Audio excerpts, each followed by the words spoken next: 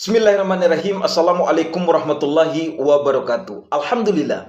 Alhamdulillahirabbil alamin. Segala puji bagi Allah Tuhan semesta alam yang hari ini mempertemukan kita semua. Mudah-mudahan kita semua dalam keadaan sehat walafiat. Amin ya rabbal alamin. Alhamdulillah bapak-bapak dan ibu-ibu yang saya cintai karena Allah Subhanahu wa taala. Kemarin di episode kelima kita sudah diskusi berkaitan dengan penyebaran ajaran tarikat dan tasawuf di Timur Tengah sampai berkembangnya di Indonesia. Insya Allah lebih jelasnya, insya Allah Bapak akan membahas ya berkaitan dengan penyebaran ajaran tarikat ataupun tasawuf di Timur Tengah. Begitupun setelah itu dipelajari oleh ulama-ulama Indonesia. Setelah mereka ke Mekah, selain berhaji mereka mempelajari ilmu-ilmu tarikat di sana. Lalu setelah itu mereka pulang ke Indonesia menyebarkannya di Indonesia. Oke, langsung kita mulai. Bapak dan Ibu yang saya cintai karena Allah Subhanahu wa taala, mungkin di episode ketiga Bapak sempat singgung berkaitan dengan kemunduran umat Islam yang terjadi pada abad ke-12 sampai abad ke-13. Pada saat itu Islam mengalami kemunduran yang sangat merosot. Ya, pada saat itu dari bangsa timur datang, yaitu bangsa Eropa datang menyerang Palestina. Begitupun daerah Syria, begitupun daerah Mesir. Mereka pada saat itu membunuh bayi-bayi yang tak berdosa, remaja, bahkan orang tua yang tak berdosa pun dibantai semuanya.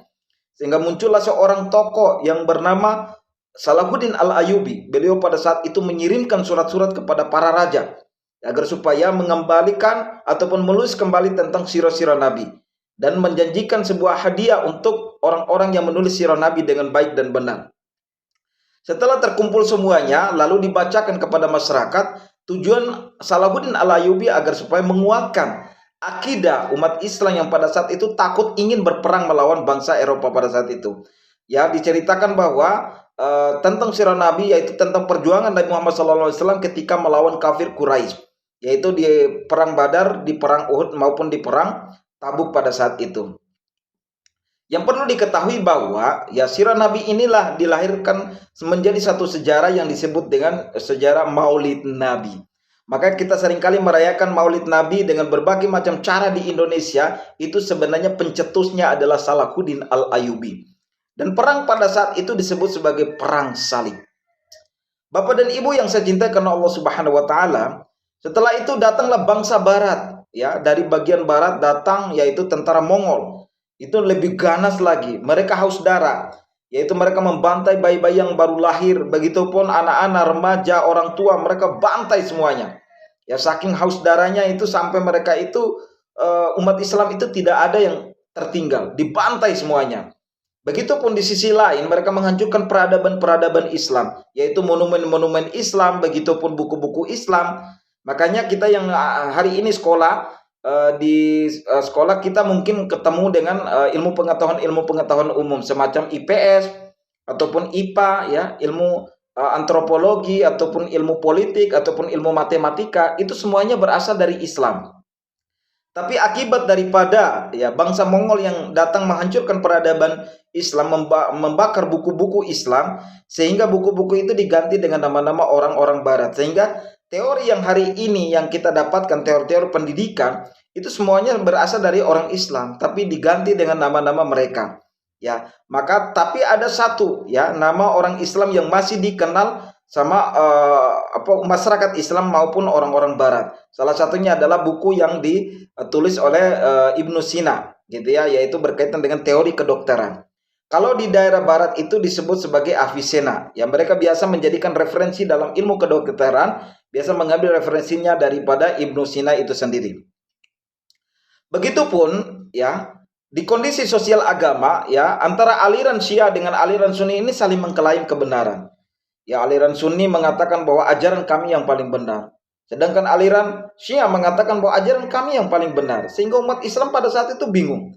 Selain kemunduran umat Islam dengan peradaban-peradaban yang sudah dihancurkan oleh orang Barat, ini konflik lagi di internal orang Islam, yaitu apa?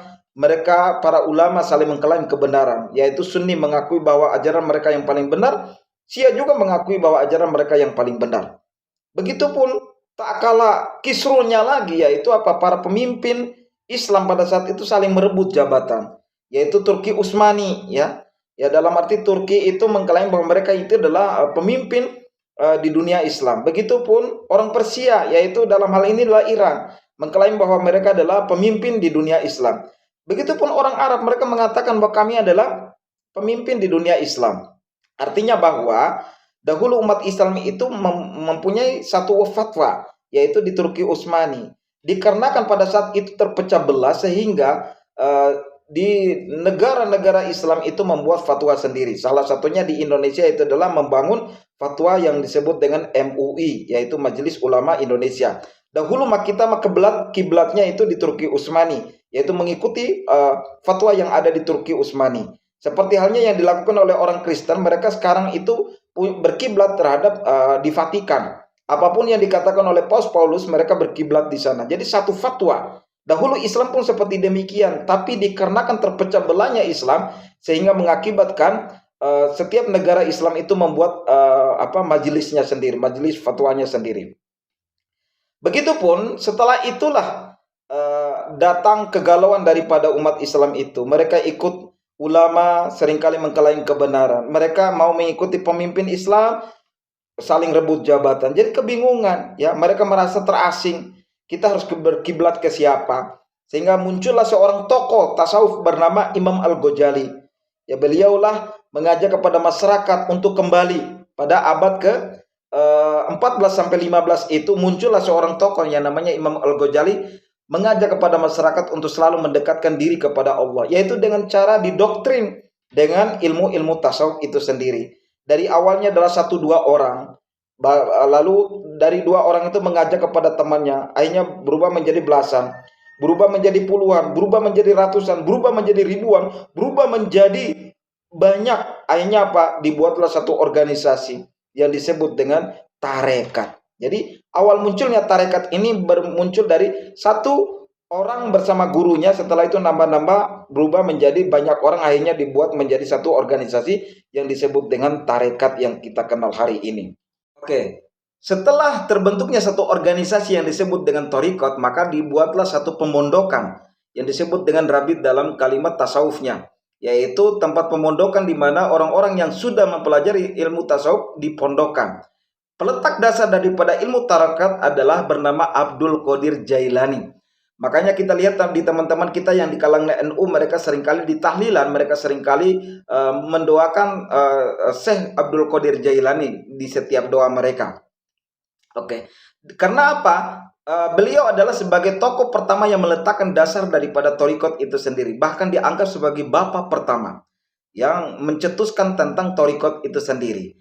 Dari situlah thariqat-thariqat itu berkembang dari mulai 1, 2, 3 sampai menjadi puluhan bahkan menjadi ribuan hari ini. Menyebar di seluruh dunia. Selanjutnya baru dia membuat thariqat namanya adalah thariqat Qadariyah. Dilanjutkan dengan thariqat yang dibuat oleh Najmuddin Kubro, membuat thariqat namanya adalah thariqat Kubro.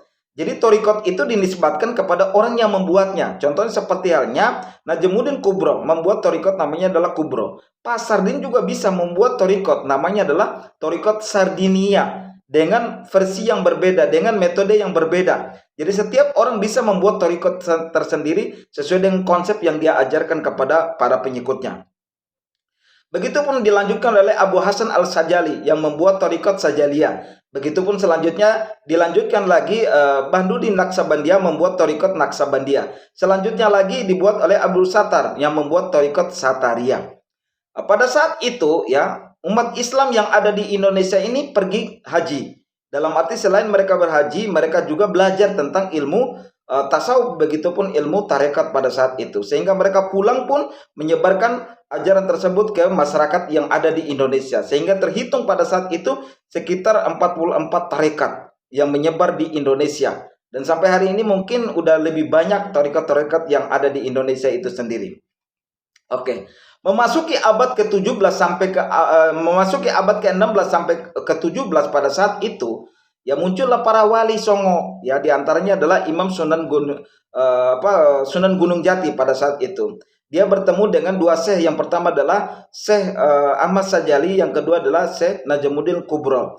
Lalu dia menyebarkan ajaran daripada 2 syekh ini ke Indonesia, yaitu di daerah Cirebon, di daerah Banten. Selanjutnya pada saat itu pun dilanjutkan juga oleh Sunan Ampel. Pada saat itu dia juga pergi ke Mekah belajar ilmu tarikat dan tasawuf. Pada saat itu dia pulang membawa ajaran tarikat Naqsabandiyah, lalu disebarkan di Indonesia. Begitupun dilanjutkan oleh Sunan Bonang, Sunan Gunung Jati, Sunan Kalijaga gitu ya. Kalau Sunan Kalijaga itu dengan sistem yang diajarkan itu adalah mengikuti tradisi-tradisi yang dilakukan oleh orang-orang Hindu. Ya, karena pada saat itu beliau berusaha bagaimana agar supaya menyesuaikan ajaran tasawuf itu disesuaikan dengan budaya yang ada di Indonesia. Salah satunya adalah orang-orang Hindu kebiasaan mereka itu adalah menggunakan wayang, sehingga dimodifikasi dengan bahasa-bahasa agama daripada Sunan Kalijaga itu sendiri.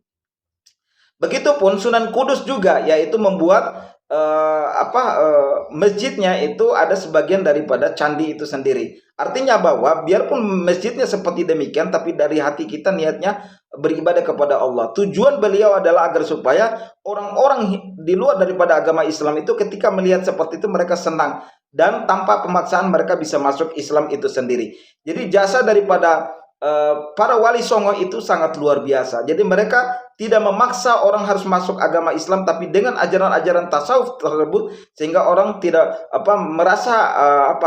merasa bahwa oh ini kok sama ya ajarannya, tapi ini kok dalam bahasa-bahasa yang dibedakan. Kalau yang di mereka adalah bahasa-bahasa orang Hindu, yaitu dengan ajaran mereka, tapi yang di tasawuf adalah dengan ajaran-ajaran Islam itu sendiri. Sehingga tanpa pemaksaan mereka masuk Islam. Karena para wali pun berpikir kalau kita menggunakan dengan konsep fikih tidak akan bisa merayu umat di agama di luar daripada Islam itu bisa masuk Islam.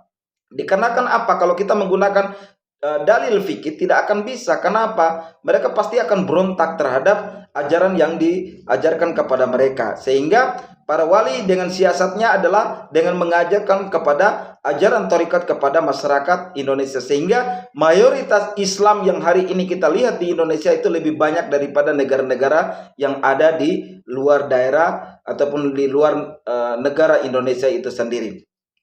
Oke. Begitupun pada saat setelah para wali songo ini sudah selesai melaksanakan ajaran mereka ataupun menyebarkan ajaran mereka, lalu datanglah para syekh. Di antaranya adalah syekh Indonesia. Di antara yang pertama adalah pada abad ke-17 sampai ke abad ke-18. Datanglah seorang syekh namanya adalah Syekh Hamzah Fansuri. Beliau ini adalah hidup di daerah Sumatera Utara. Beliau tinggal di daerah Fansur. Makanya namanya adalah Hamzah Fansuri. Beliau pada saat itu pergi ke kota Mekah belajar di Tarekat Qadariyah, lalu beliau datang menyebarkan ajaran tersebut di Indonesia. Tapi Tarekat Qadariyah yang diajarkan oleh beliau itu berpemahaman terhadap wahdatul wujud, yaitu konsep yang dibawakan oleh Ibnu Arabi. Ya, artinya bahwa teori ini pun diikuti oleh muridnya yang bernama Syekh yang kedua adalah bernama Samsuddin Al-Sumatrani. Tapi mereka berbeda dalam konsep tarikatnya. Kalau Samsuddin Sumatrani itu bertarekat terhadap Sataria, sedangkan Hamzah Fansuri itu bertarekat terhadap Qadariyah. Tapi mereka punya pemahaman yang sama, yaitu ittihad yang berasal dari Abu Yazid Al-Bustami. Yang kedua adalah hulul berasal dari Al-Halaz. Yang ketiga yang terakhir adalah wahdatul wujud berasal daripada Ibnu Arabi itu sendiri. Selanjutnya yang pertama adalah Syekh pertama adalah Hamzah Fansuri, yang kedua adalah Syekh yang kedua adalah Samsuddin Sumatrani, lalu dilanjutkan lagi yaitu Syekh yang ketiga adalah Nuruddin Ar-Rini. Nuruddin Ar-Rini ini disuruh oleh gurunya yang bernama adalah Ahmad Rifia mendirikan satu tarikat namanya Rifia, disuruh sebarkan ke daerah Asia, salah satunya di Indonesia. Sehingga beliau pada saat itu menyebarkan di daerah Aceh dan bertemu dengan Syekh Samsuddin Sumatrani. Pada saat itu dia melihat ajaran yang diterapkan oleh Syekh Samsuddin Sumatrani ini berbeda jauh dengan Al-Quran dan As-Sunnah. Karena pada saat itu dia mengajarkan tentang wahdatul wujud. Ya, sehingga dianggap sesat oleh Nuruddin Ar-Rini. Ya, Syekh yang ketiga ini dianggap sesat. Akhirnya apa? Nuruddin Ar-Rini ini adalah sebagai mufti kerajaan, sehingga dia menyuruh kepada para raja untuk menghukum terhadap Samsuddin Sumatrani. yaitu bersama pengikutnya. Pada saat itu mereka dibakar di depan Masjid Darussalam, gitu ya. Selain pengikut sama beliau dibakar, begitupun buku-buku kajiannya pun dibakar, pemondokannya pun dibakar pada saat itu. Sehingga setelah Nuruddin Ar-Rini setelah selesai menyebarkan ajaran Tariqah Rifiyah, yang sekarang mungkin kita kenal adalah dia sebarkan di daerah, ada dua daerah. Yang pertama adalah daerah Aceh, yang kedua adalah di daerah Banten. Mungkin Tariqah Rifiyah ini mungkin kita jarang untuk kenal, tapi kalau pingin kita tahu tentang Tariqah Rifiyah, berarti berkaitan dengan ilmu-ilmu magis. Makanya yang sekarang kita lihat di daerah Banten itu seringkali menggunakan ilmu magis ataupun ilmu-ilmu yang disebut dengan ilmu debus, gitu ya. Jadi ketika kita dipakai golok untuk dipotong, tidak akan mampang dikarenakan menggunakan kekebalan tertentu ataupun ilmu tertentu. Itu adalah berasal daripada torikot yang disebut dengan torikot Rifiyah itu sendiri.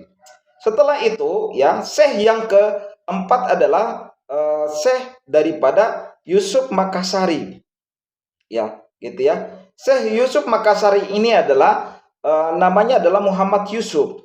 Beliau lahir di Sulawesi Selatan. Pada saat itu dia datang membawa dua aliran. Yang pertama adalah aliran Khawalatiya, yang kedua adalah aliran Naksabandiyah.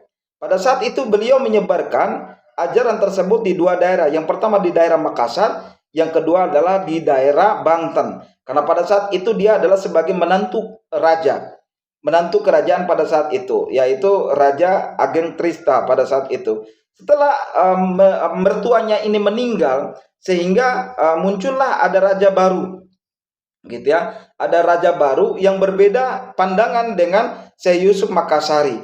Pada saat itu Syekh Yusuf Makassari ingin melawan kolonial Belanda. Ternyata raja yang baru ini bergabung dengan kolonial Belanda untuk menghancurkan Syekh Yusuf Makassari dan menghambat ajaran tarekat Khawalatiya beliau pada saat itu. Sehingga Yusuf Makassari ini ditangkap, lalu dipindahkan ke Cirebon, diasingkan di Cirebon, lalu diasingkan lagi ke Batavia, lalu dipindahkan ke Afrika Utara, lalu beliau meninggal di sana. Dan pada saat itu beliau menyebarkan ajaran Khawalatiya di daerah Afrika Utara, dan sampai hari ini orang Afrika itu menganggap beliau adalah sebagai seorang syekh. Begitupun ini ada kaitannya dengan nama yang ada di Makassar. Dahulu nama Makassar itu namanya adalah Unjung Pandang, tapi sekarang diganti dengan nama Syekh Makassari, yaitu Syekh Yusuf Makassari, yang diganti sekarang adalah Makassar, daerah Makassar, bukan daerah Unjung Pandang itu sendiri.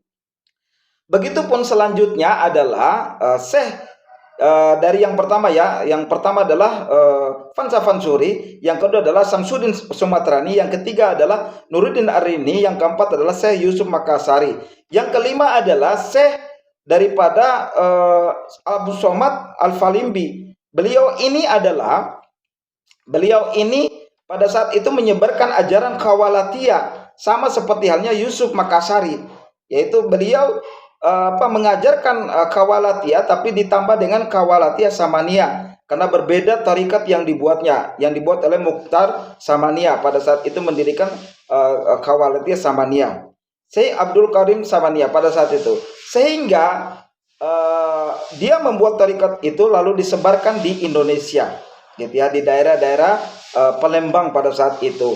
Pada saat itu beliau karena sebagai seorang pejuang juga, ya, dia lahir di daerah Patani pada saat itu. Dikarenakan pada saat itu Patani lagi berperang, akhirnya dia ikut bertempur, lalu dia meninggal di daerah Thailand ataupun daerah Patani itu sendiri.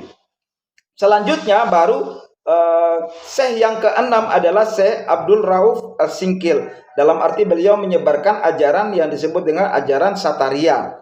Ajaran Sataria ini menyebar di daerah Sumatera, begitupun di daerah Aceh, begitupun menyebar juga di daerah Jawa Barat. Ya, di daerah Jawa Barat Syekh yang ditunjuk adalah Syekh Muhi, ya, dalam arti beliau adalah sebagai orang pertama yang menyebarkan ajaran Sataria di Jawa Barat. Ya, Syekh Muhi Pemijahan di daerah Tasikmalaya itu sendiri.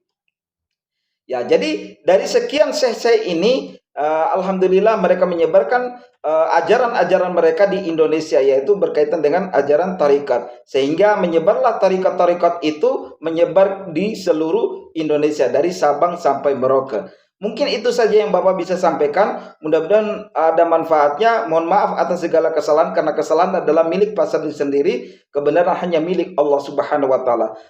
Wassalamualaikum warahmatullahi wabarakatuh. Sampai berjumpa lagi di episode berikutnya. Tetap semangat.